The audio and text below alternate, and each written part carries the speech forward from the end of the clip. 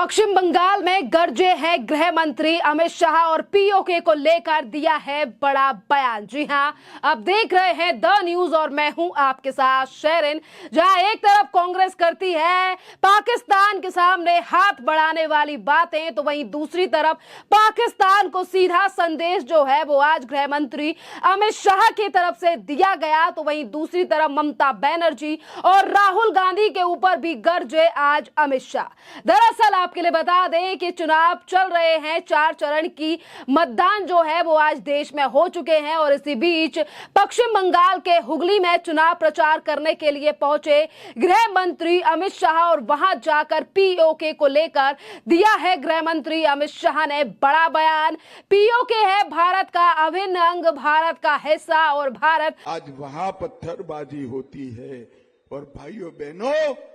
2 करोड़ 11 लाख टूरिस्टों ने यहां कश्मीर जाकर एक नया रिकॉर्ड बनाया और पाक ऑक्यूपाई कश्मीर ने आटे के भाव ने रिकॉर्ड बना दिया है। आटे के भाव ने,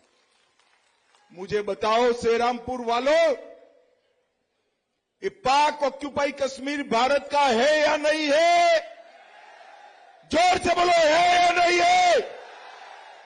ये मणिशंकर अय्यर, एक फारूक अब्दुल्ला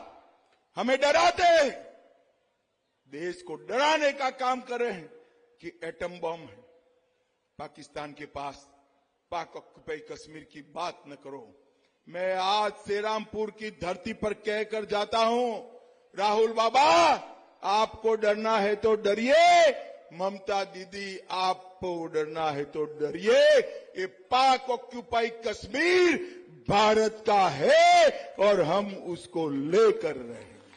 पीओके को जल्द ही लेकर रहेगा। जी हाँ, ये बड़ी बात जो है वो गृह मंत्री अमित शाह की तरफ से कही गई है और उन्होंने ये भी कहा है कि पाकिस्तान के कब्जे वाले कश्मीर यानी कि पीओके को लेकर जो है वो सीधा तौर पर कहा है कि पीओके जो है वो भारत का हिस्सा है और जिस तरीके से आज पीओके में जिस तरीके से जारी हिंसा है और उस तमाम हिंसा और विरोध प्रदर्शन का जिक्र करते हुए गृह मंत्री अमित शाह ने कहा है कि पीओके भारत का अभिन्न अंग है और हम इसे लेकर रहेंगे। साथ ही उन्होंने कहा कि आज पीओके में पत्थरबाजी हो रही है जो कभी धारा 370 से पहले कश्मीर में होती थी, पर आज धारा 370 हटने के बाद कश्मीर में ऐसे हालात नहीं है और ना ही तो जो कश्मीर में रहने वाले भारतीय हैं अब ना ही तो उन्हें किसी चीज का डर है। देखिए, पीओके के मामले को लेकर लगातार विपक्ष की तरफ से सवाल उठाए जाते हैं और ना ही तो कोई कोशिश जो है वो अभी तक की गई है, यानी कि हमेशा पीओके को भारत में मिलाने की बात करने वाली भारत सरकार। और वहीं दूसरी तरफ गृह मंत्री अमित शाह का ये बयान जो है वो सीधे तौर पर पाकिस्तान को चेताया गया है कि जिस पाकिस्तान के सामने हाथ बढ़ाने की बात कांग्रेस के नेता मणिशंकर अय्यर जैसे नेता करते हैं कि पाकिस्तान से हमें दोस्ती करनी चाहिए क्योंकि उसके पास एटम बम है, तो वहीं दूसरी तौर पर गृह मंत्री अमित शाह ने कहा है कि साल 2019 में धारा 370 के हटने के बाद जो है वो एक समय 370 धारा कश्मीर से हटानी चाहिए थी या नहीं हटानी चाहिए थी? ये कश्मीर जो है हमारा है या नहीं है? जोर से बोलो, है या नहीं है? ममता दीदी कहती है, कांग्रेस कहती है, सिंडिकेट कहती है धारा 370 न हटाई। मैंने पूछा पार्लियामेंट में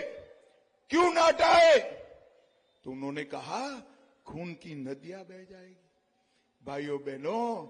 ये नरेंद्र मोदी का शासन है, नरेंद्र मोदी का। 5 साल हो गए, खून की नदियां छोड़ो, किसी की कंकर चलाने की हिम्मत नहीं है। कंकर चलाने नरेंद्र मोदी जी ने धारा 370 हटाकर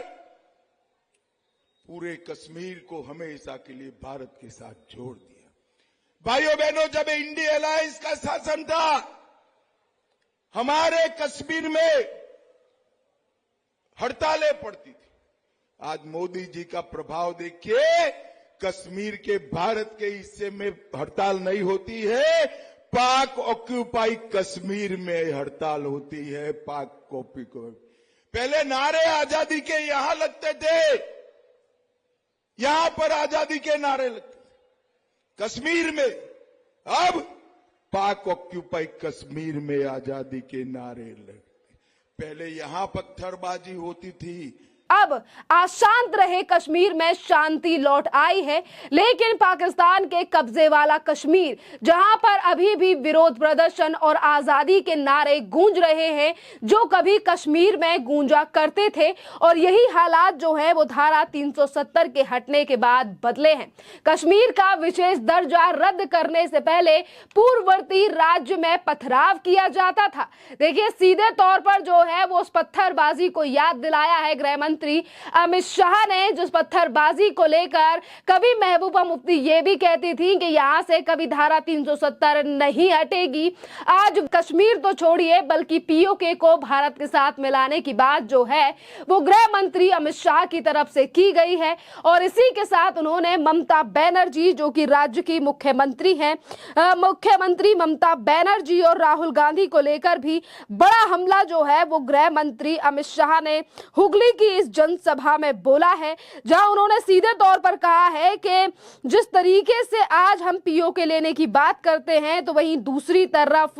ममता बनर्जी और राहुल गांधी जो हैं वो पीओके पर बात करने से भी डरते हैं। देखिए, जिस तरीके से विपक्षी पार्टियां हमेशा पाकिस्तान का समर्थन कभी करती हुई नजर आती हैं, कभी धारा 370 के मुद्दे पर कहा जाता है कि केंद्र सरकार को पाकिस्तान से बात करनी चाहिए थी, तो कभी मणिशंकर अय्यर जैसे नेता कहते हैं कि हमें पाकिस्तान से दोस्ती करनी चाहिए क्योंकि उसके पास एटम बॉम्ब है। पर आज गृह मंत्री अमित शाह ने कांग्रेस, यानी कि टीएमसी हो या फिर कांग्रेस, ये दोनों ही जो है वो कांग्रेस ही है, क्योंकि टीएमसी कांग्रेस से ही निकला हुआ एक हिस्सा है, और इसीलिए ममता बनर्जी के ऊपर भी जो है वो बड़ा हमला अमित शाह ने बोलते हुए कहा है कि ममता बनर्जी और राहुल गांधी पीओके पर बात करने से डरते हैं। और वहीं मणिशंकर की वायरल टिप्पणी को लेकर भी जो है वो गृह मंत्री अमित शाह ने कहा है कि देश के बमों के बावजूद भारत पीओके को वापस ले लेगा। देखिए, ये कोई डर वाली बात नहीं है, सीधे तौर पर कहा है कि बम नहीं बल्कि भारत जो है वो फिर एक बार पीओके को जो है वो वापस ले लेगा। जहां एक तरफ कश्मीर के मुद्दे को लेकर गरजे अमित शाह, तो इसी के साथ उन्होंने एनआरसी सीए जैसे मामले को लेकर भी आवाज उठाई, और उन्होंने कहा कि आप नहीं चाहते कि हमारे जो शरणार्थी हैं, यानी कि हमारे देश में शरणार्थी आए, जिन्हें हमारे ही यानी कि पड़ोसी देशों में सताया जा रहा है, जिसमें कि एक विशेष समुदाय को छोड़कर बाकी सभी जातियां हैं, और वहीं तमाम लोगों ने अमित शाह की बात में हाँ मिलाते हुए नारेबाजी की। देखिए, सबसे बड़ी बात यह है कि एक तरफ गृह मंत्री अमित शाह ने पीओके को लेकर जिक्र किया है, तो वहीं दूसरी तरफ शरणार्थियों को देश में लाने की बात कही है, और इसी के साथ उन्होंने कहा कि जब पश्चिम बंगाल में घुसपैठ करते हैं तो उस पूरे मामले पर ममता बनर्जी चुप रहती हैं, उनका भतीजा चुप रहता है, पर जब देश में कहीं पर भी घुसपैठ करते हैं तब भी ममता बनर्जी को कोई फर्क नहीं पड़ता है। तो वहीं दूसरी तरफ प्रधानमंत्री नरेंद्र मोदी के द्वारा दी जा रही योजनाओं को लेकर भी ममता बनर्जी के ऊपर सवाल खड़े किए गए गृह मंत्री अमित शाह की तरफ से, और उन्होंने कहा है कि जिस तरीके से प्रधानमंत्री नरेंद्र मोदी